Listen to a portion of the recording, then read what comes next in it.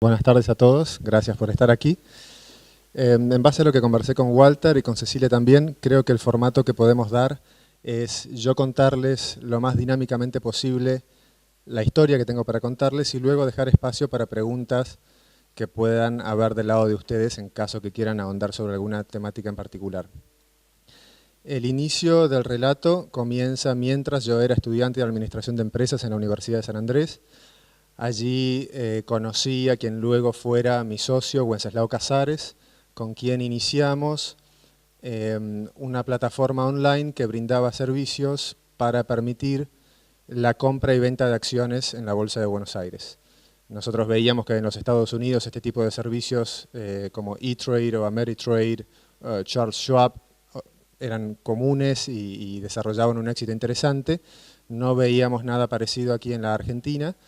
Y a pesar de que estábamos en ese momento en tercer año de la universidad, sin ningún conocimiento de lo que realmente implicaba tener una casa de bolsa y operar ese negocio, de todas formas decidimos escribir un plan de negocios que por supuesto era completamente limitado y escaso en relación a lo que debería haber incluido, pero una cantidad de información que en ese momento simplemente no teníamos. A veces es bueno no tener toda la información de aquello en lo cual uno está a punto de involucrarse. Hicimos este plan de negocios, tratamos de interesar a distintos inversores. En la Argentina, en ese momento les estoy hablando del año 1988, no era común el concepto, o por lo menos tan común como ahora, de inversiones en capital de riesgo, angel investors o seed investments de distinto tipo, por lo cual nuestros interlocutores en ese momento no eran inversores que estuvieran acostumbrados a recibir presentaciones como las nuestras, sino que eran personas involucradas en negocios de mucha mayor seriedad, institucionalidad o lógica de funcionamiento, y acentúo la palabra lógica porque, tal cual se vio en los años con posterioridad a ese momento, los negocios de Internet o de tecnología tienen lógicas distintas. Habiendo dicho esto, quiero acentuar que no quisiera vincularme a argumentaciones que yo también he escuchado y con las que no comulgo, que es, hay veces que cuando un entrepreneur no puede explicar algo acerca de su modelo de negocio, se refugia a veces excesivamente diciendo, bueno, pero esta es una lógica que yo entiendo y la frase clásica es, you don't get it, que de hecho ya se ha convertido en una broma en los Estados Unidos implicando lo opuesto, es decir, que cuando una persona dice, you don't get it, es que él no sabe qué responder. Pero es verdad que la industria de Internet tiene lógicas diversas, no obstante, deben ser lógicas que cierren en sí mismas. Acentúo esto de las lógicas porque nuestros interlocutores en ese momento, al igual que la mayoría de la gente en la Argentina, no habían estado expuestos a estas lógicas. Nosotros mismos las aprenderíamos, las transitaríamos en los años siguientes, por lo cual no teníamos éxito al momento de tratar de atraer la atención de quienes podrían llegar a ser los inversores que nos ayudaran a desarrollar este negocio. Francamente, nuestra propuesta era bastante insólita, casi absurda, que dos estudiantes de administración de empresas de una universidad quisieran montar la primera casa de bolsa en línea de la Argentina sin conocer nada del marco regulatorio, sin tener ninguna experiencia o vinculación con la Comisión Nacional de Valores, Autoridad Bancaria Central y distintos organismos regulatorios que enmarcan el escenario dentro del cual el negocio debe ser construido o desarrollado. De todas formas, continuamos adelante. Tuvimos 24 reuniones con posibles inversores que no prosperaron, hasta que la número 25 sí prosperó. No sé si necesariamente porque nuestro interlocutor se vio realmente atraído por el modelo que le presentábamos, o más bien por una coyuntura, una situación que nos favoreció. Y esa situación, adversa para la mayoría de aquellos quienes estaban expuestos a esa situación, fue la crisis financiera de agosto de 1998, la crisis rusa, en donde, bueno, caía el mercado ruso, caían los mercados en todos lados. La Argentina, por supuesto, se vio afectada de alguna manera por esa crisis. Y en ese momento conocimos a una persona que tenía una casa de bolsa en la Argentina, en ese momento llamada Invest Capital. Estaba expuesta a toda esta situación turbulenta financiera mundial, estaba con ganas de cerrar esa casa de bolsa, no quería saber más nada con el negocio bursátil en ese momento, y el hijo del dueño de esa casa de bolsa, a quien nosotros teníamos vinculación a través de la universidad, porque era un exalumno de la universidad en la cual estábamos nosotros estudiando en ese momento, Federico casualmente venía de los Estados Unidos de hacer un curso en Venture Capital.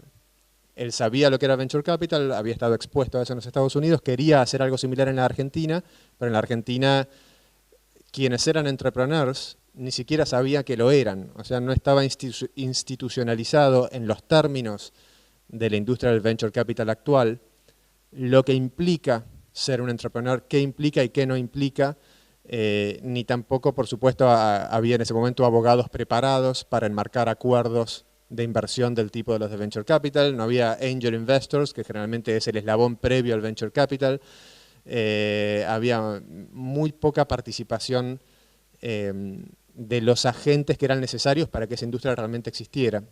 De todas maneras, Federico le presentó a su padre la posibilidad de que a la casa de bolsa que él deseaba cerrar en ese momento, le diéramos una chance más antes de cerrarla, poniéndole una operación online como la que nosotros planeábamos. Nuestra propuesta, por haber leído demasiadas revistas de negocios o ver demasiadas películas de negocios, fue decirle al dueño de esa casa de bolsa: te proponemos que fusionemos tu casa de bolsa funcionando con nuestra idea, que vos te quedes con la mitad de ese nuevo desarrollo, inyectes $1 millón, que parece ser la frase mágica o el número mágico para traer la subsistencia a cualquier proyecto, y vayamos para adelante. Por supuesto, era una propuesta absurda de dos jovencitos de 23 y 22 años a un empresario reconocido, establecido de la industria financiera y de otras industrias a la vez que participaba en ese momento. Contra esa propuesta irrisoria que nosotros le hicimos, él nos contestó en el acto otra que decía: bueno, ¿qué te parece si vos venís aquí, empezás a hacer lo que tenés que hacer, yo no te doy ningún porcentaje de ninguna compañía, te pago 800 pesos y vos me mostrás qué sabes hacer? Si me mostrás qué sabes hacer, después hablamos de qué porcentaje accionario te doy, y si no demostrás algo significativo en los próximos días o semanas, disolvemos esto.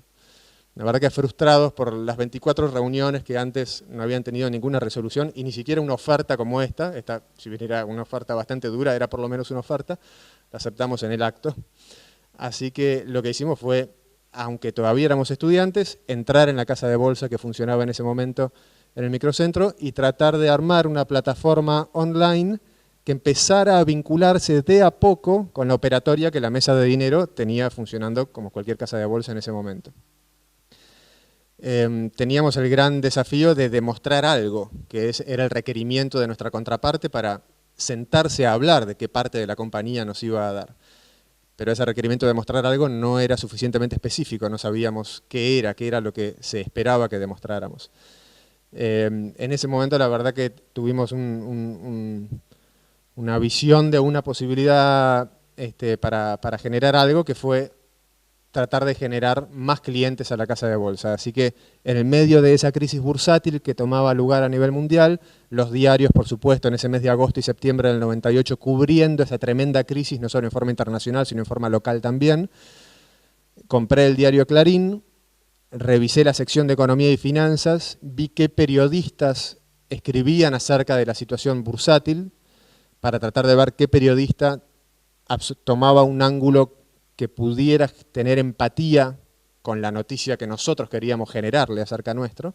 Identifiqué ese periodista, di vuelta a la contratapa del Clarín, vi abajo donde dice la dirección Tacuarí, no sé cuánto, número de teléfono del conmutador, llamé al conmutador, pedí hablar con el periodista, me preguntaron por qué motivo, le dije personal. Cuando hablé con el periodista le dije: mira, somos estudiantes universitarios y acabamos de fundar la primera casa de bolsa en línea de Latinoamérica. Lo cual era verdad. De México a Tierra del Fuego no había ninguna operación online de casa de bolsa.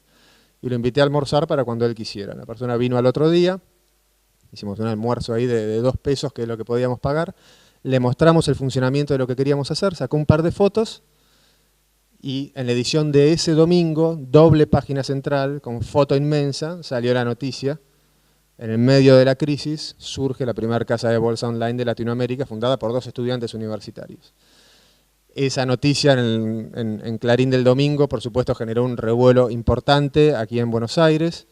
Durante la semana siguiente empezamos a tener una cantidad importante de apertura de cuentas nuevas. Generalmente lo que suele suceder en las crisis es que los clientes de las entidades financieras se enojan con la entidad financiera, la mayoría de las veces injustamente. La crisis es para todos y no es culpa de la entidad financiera donde uno tiene cuenta, pero hay un mal humor importante con el ejecutivo de cuentas con el cual uno trabaja, o con el analista de research que debería haber anticipado la crisis que nadie anticipó. Cuestión que generalmente hay mal humor contra la entidad con la cual uno trabaja, por lo cual esta noticia era tan fresca, parecía tan optimista, tan oxigenada en ese ámbito de, y acá hay una palabra clave para las crisis financieras, ese ámbito de opresión. Cuando uno es un participante en la industria financiera en crisis o en colapso, siente que falta el oxígeno en el cuarto, siente que se le cae la caja fuerte en la cabeza, es opresión, no hay forma de evadirla, la sensación que uno tiene. Con esa sensación nuestra noticia parecía oxigenada, colorida, posibilidades que antes no habían, costos de operación ínfimos comparados con los costos habituales de las casas de bolsa, y la dinámica que empezó a tomar lugar es que una cantidad de clientes se venían a la casa de bolsa, en la cual nosotros no teníamos al momento ninguna participación accionaria, porque era enteramente perteneciente a quien era el dueño hasta entonces. Pero así fue la primera semana. La segunda semana creo que tuvimos un incremento de clientes como del 15% de la base de clientes que tenía anteriormente esa casa de bolsa, lo cual ya era un dato interesante. Repliqué el ejercicio en vez de con Clarín, con La Nación, simplemente agregando que en lugar de ser la primera casa de bolsa en línea de toda Latinoamérica fundada por 2 estudiantes universitarios, también era la única que abría cuentas nuevas cuando todas cerraban. Más noticia aún. Nuevamente doble página central, y ahí se detonó algo que nos acompañaría en toda la historia de la compañía, que es un loop reforzador. Más clientes, más cobertura de prensa, más cobertura de prensa, más clientes, más cobertura de prensa, más cobertura de prensa, inversores. Inversores que invierten, más atención del público en general, más atención, más clientes, más prensa. Un circuito que ya funcionaba realmente solo. Nos convocaban a las notas de prensa, los clientes venían a nosotros, los inversores venían a nosotros.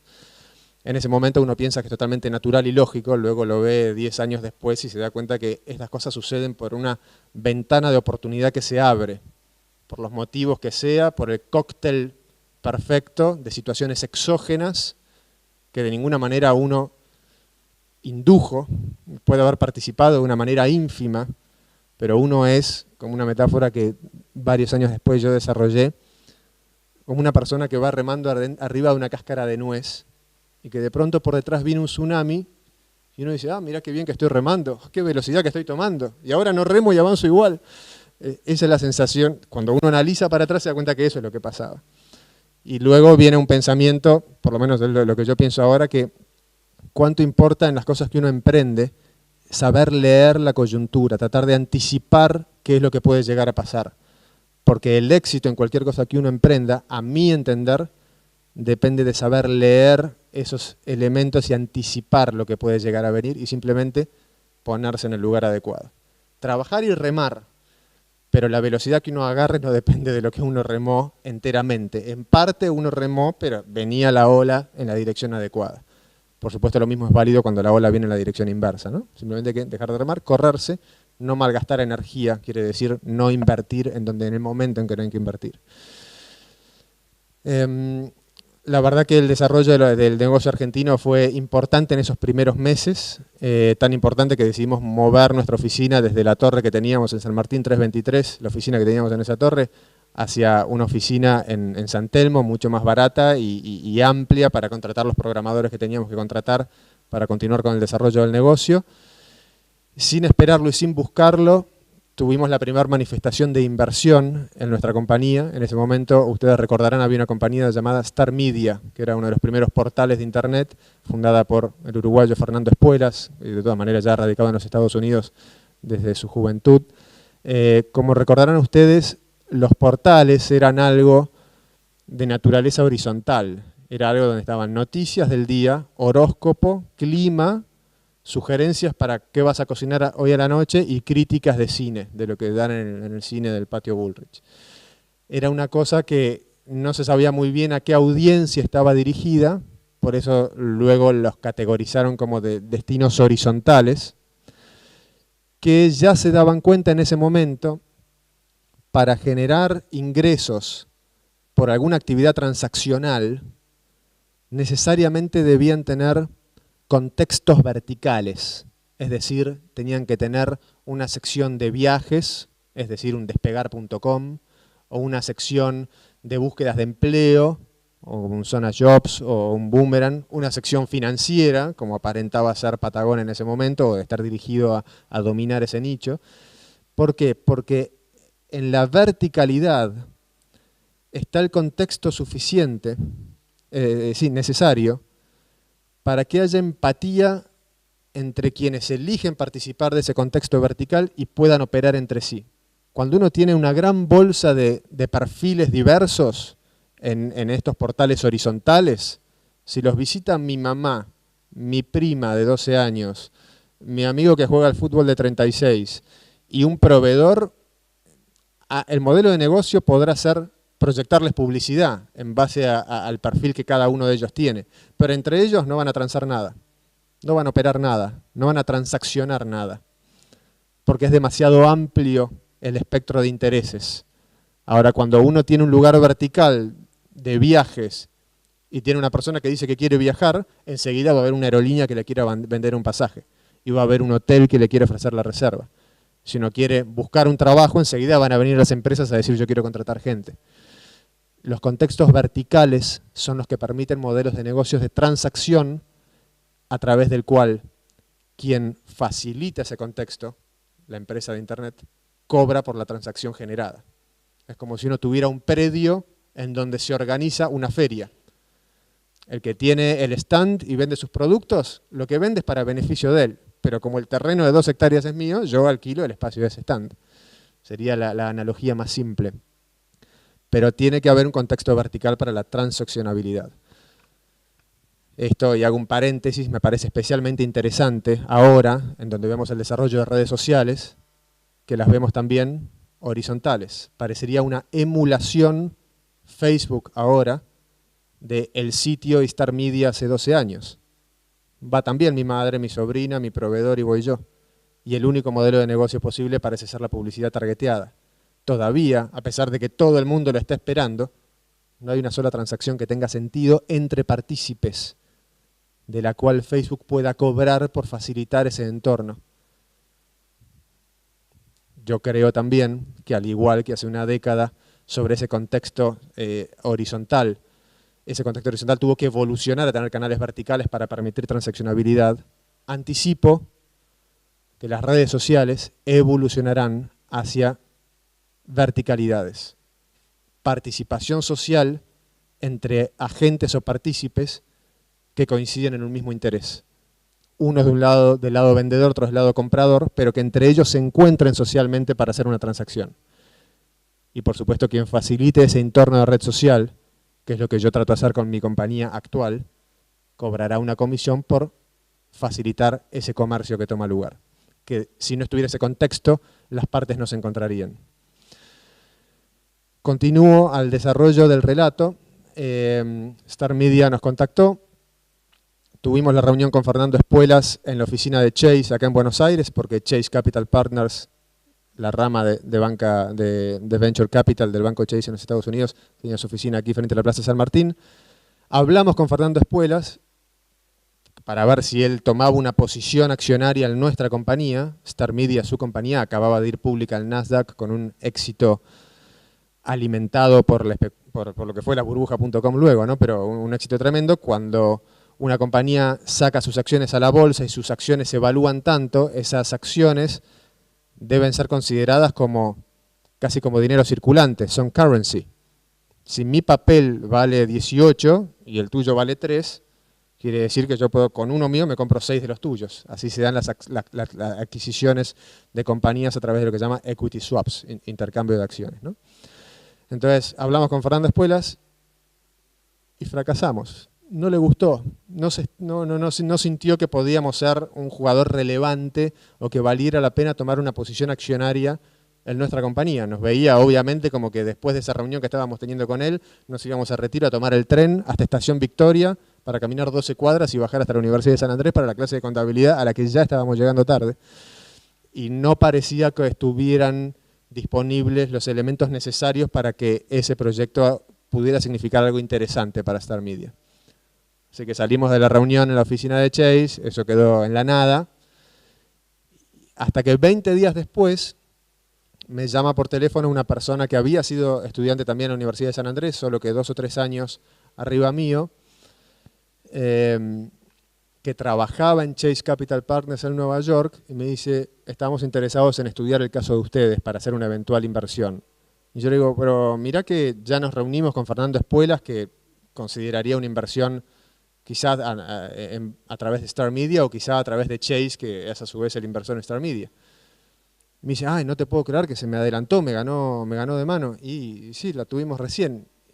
Y a mí me empezó a dar vuelta en la cabeza que quizás no era tan buena idea avisarle que habíamos fracasado en la reunión.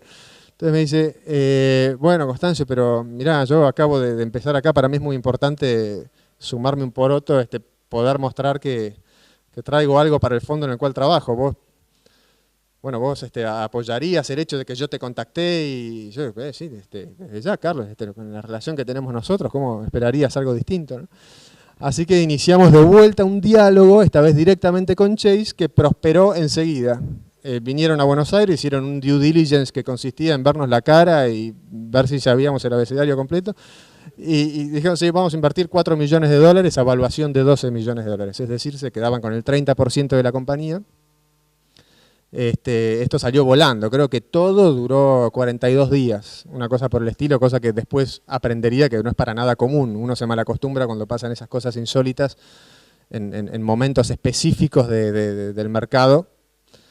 Recibimos la inversión en junio del año 99, con ese dinero recibimos la sugerencia, casi mandato, de nuestros nuevos socios de expandir el servicio en el resto de Latinoamérica. Eso, por supuesto, implicaba comprar casas de bolsa, países donde quisiéramos ir, porque para poder operar un negocio como aquel en el cual nosotros estábamos, uno necesita una licencia bursátil para poder operarlo y una estructura de back office que nosotros a los 23 años no podíamos nunca crear o generar, ¿no? La idea sería ya comprar cosas hechas y montarle la plataforma web encima. La idea también de esto, bastante genial y dio resultado, era que al comprar una compañía ya funcionando, nos alejábamos del resto de las compañías de Internet conocidas en ese momento, que eran notorias por no tener ningún ingreso. Y Patagón, al comprar una casa de bolsa ya andando en Chile, somos una compañía de Internet que tiene ingresos, porque ya venía con una operación funcionando. Lo cual había un elemento importante en ese esquema que luego fue bastante más común cuando AOL, American Online, compró Time Warner, o sea, esas cosas que a veces parecen no tener sentido cuando alguien que parece ser más débil compra a alguien con una estructura genuinamente ya establecida.